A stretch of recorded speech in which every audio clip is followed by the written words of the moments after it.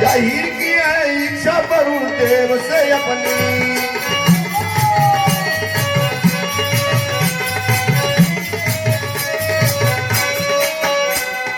जीवन भर ना भूलूंगा मैं आपकी करानी।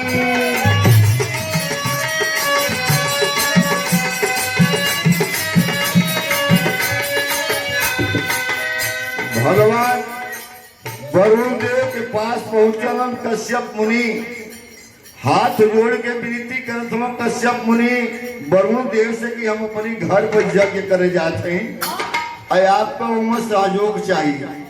वरुण देव कहलन कैसा सहयोग चाहिए भैया तो के?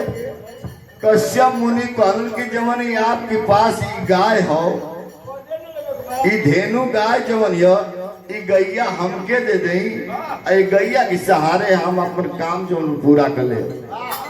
भगवान वरुण देव कल छल ना जानन, कहलन भैया अगर यही से तो आज यज्ञ पूरा होई तो एक लेके जा। भगवान वरुण कश्यप के वो गाय दे देलन, कहलन ले जा भैया अपनी यज्ञ करा। तो कश्यप मुनि वो गाय के लेके चल देना। यहाँ गीत उहे लिखल गई,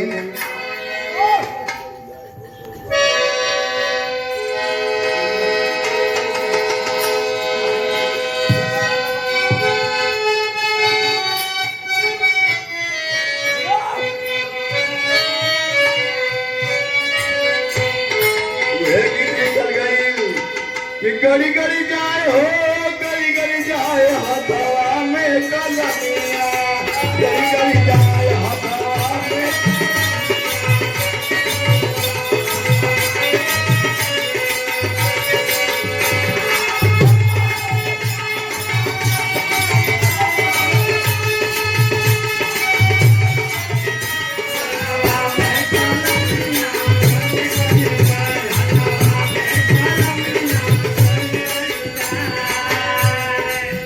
गाय लेके मुनि जो अपने घरे गईलन, कहलन का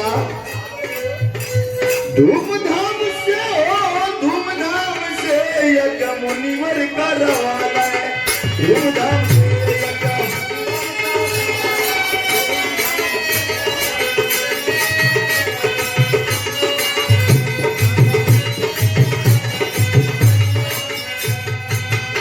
मुनि जी गाय लेके चल देलन अपनी घरे, यज्ञ शुरू करवलन। यज्ञ जब खत्म भइल, गाय वापस करे के जब बेला आई कि वरुण देव गाय वापस कर दिया, तो मुनि जी वहां न कर गए कि हम गाय वापस न करें। लालच बढ़ गई। मुनि जी जब वापस ना करत हो गाय, उस समय वरुण देव श्राप देलन मुनि जी के, कहलन देखत वो गैया को ऊपर छोड़ा बा, गैया लेके चल गई लेवा, वो अपनी मतारी खातिर तड़पत हो, ओके वापस न करबा तम ऐसा श्राप दे कि एक बेला आई कि तू अपनी लड़का खातिर तड़पबा।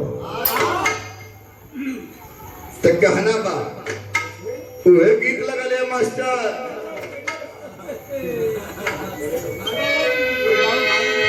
बहुत पहले यही दादा लगाए कि उमरिया तोरी बारी, अरे उमरिया तोरी बारी,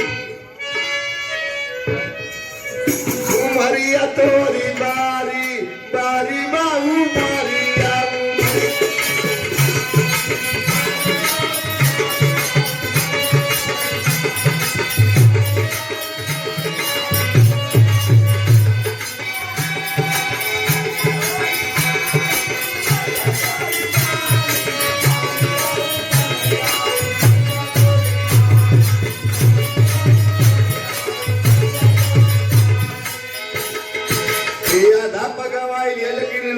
पूरा गीतिया ना गौनो, आ गीतिया उ बाकी ना नदिया तोरी बारी, भौजाई अपनी ननद से कहतियो कि नदिया तोरी बारी, बाहो मारिया नदिया तोरी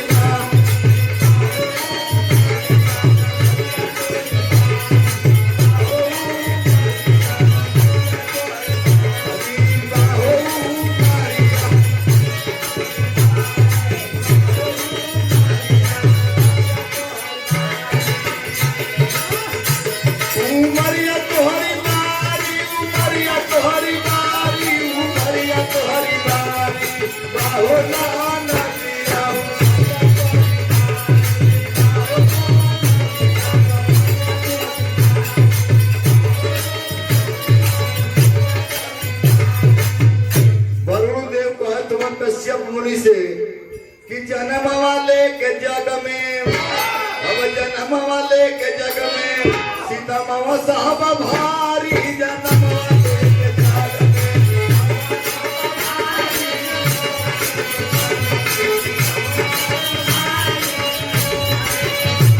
सीता मामा साहब जग में सीता मामा साहब जग में सीता मामा साहब जग में जन्म लेके भारी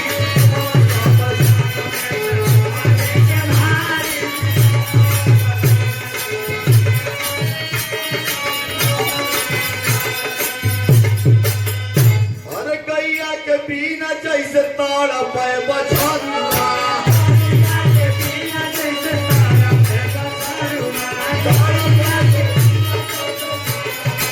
तारा पे बछरुआ हो तारा पे बछरुआ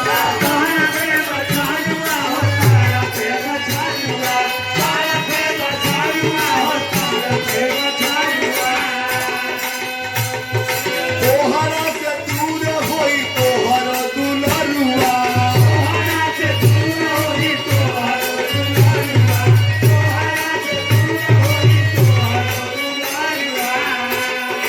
पुत्र के खातिर तरफ लगारी जन्म लेके भारी सब दुआ भारी जन्म लेके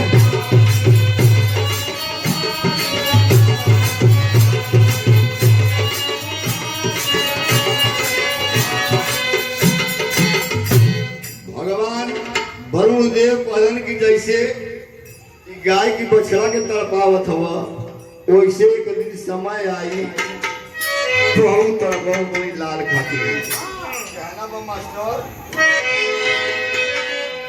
तेरी का लाइन निकल गई कि बधैया बाजी को खुल नगरी ये भैया बधैया बाजी को खुल गोद में जन्म लेके कटी है कृष्ण कन्हैया गोद में जन्म लेके कटी है कृष्ण कन्हैया बधैया बाजी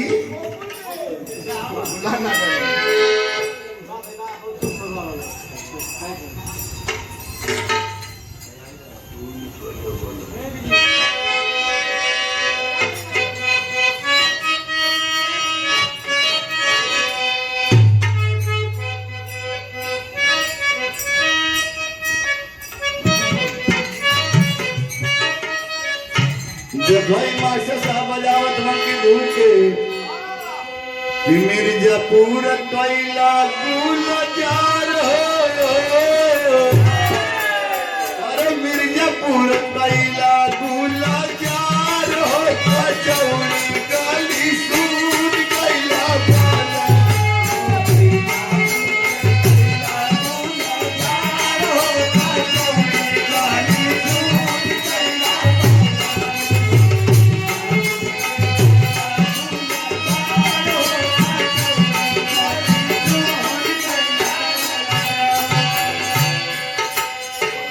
भाव दिहल गई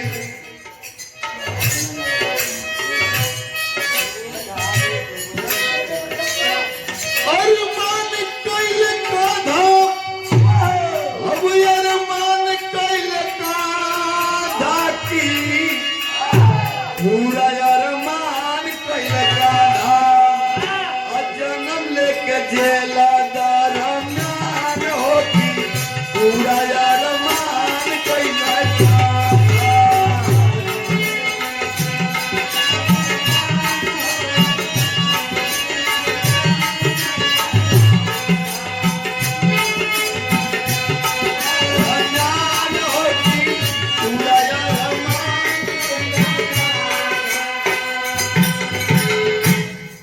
पुकारामी के मारे गिरधारी पुकारामी के मारे गिरधारी पुकारामी के मारे गिरधारी जेल से छुड़वले अपन बाप महतारी की पूरा अरमान कैले जन्म लेके जेला दरम्यान होती पूरा अरमान कैले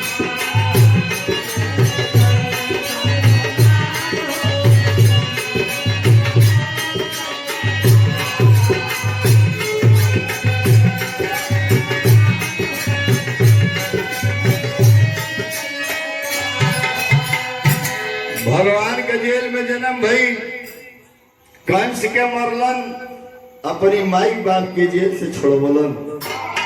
दूसरी लाइन कवि जी लिखत हुआ कि तोहके भगवान का दा जाने सन सारा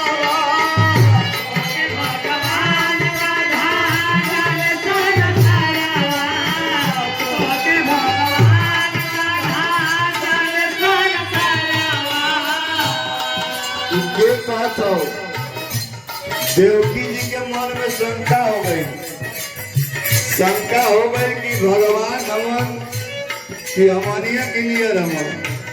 भगवान कृष्ण से देवकी जी कहते हैं कि सुनी, आपको पूरा संसार भगवान कहेला, अगर तू भगवान हो तो कंस जो हमार 6 लड़कन के मोहले बा, वो लड़कन के चेहरा दिखा दा। भगवान से देवकी कहली कि जमन कंस 6 लड़कन के हमारी मार डरले बा, हम लड़कन का चेहरा ना देख पौली, वो लड़कन का चेहरा तो कम से कम से दिखा दे तो हम जाने कि तू भगवान हो। कहल गई कि तोहके भगवान का दा जाने सन सारा, तोहके भगवान का दा जाने सन सारा, तोहके भगवान का दा जाने सन सारा। वो हमरे पूत के दिखाई द चेहरा, पूत के दिखाई द चेहरा,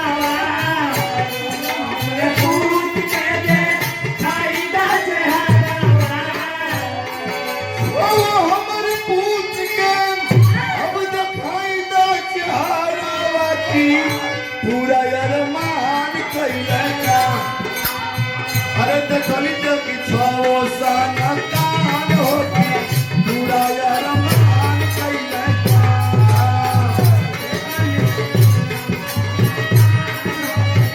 पूरा अरमान कैला।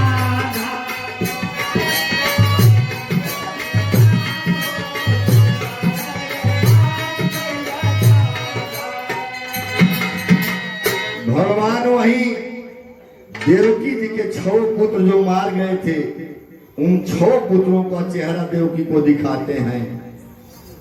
देवकी जी भगवान की में चरण में गिर गई, कहली कि भगवान आप सचमुच भगवान हैं। हाँ तो झूठ नहीं ना, लेकिन विश्वास हो ही कैसे? तोहरी अंदर विश्वास बा तबे ना भगवान की पूजा करते हो, भगवान के देखले ना हो। तो कहना बात अब यहाँ गजरी का धूम लग गई।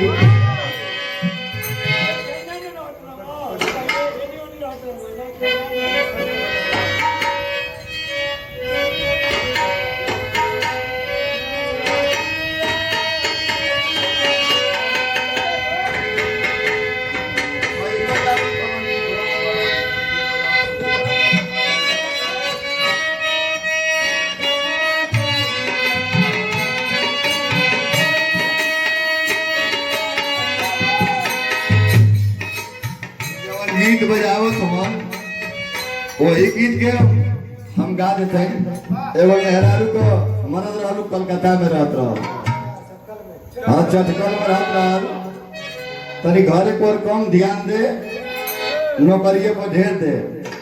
तो ये मेहरारूआ कहते कि पतिया, अरे पतिया भेजे ना कलकतिया। कलकतिया मतलब अपनी मर्द के कहत जो भी कलकत्ता में बा, पतिया भेजे ना कलकतिया।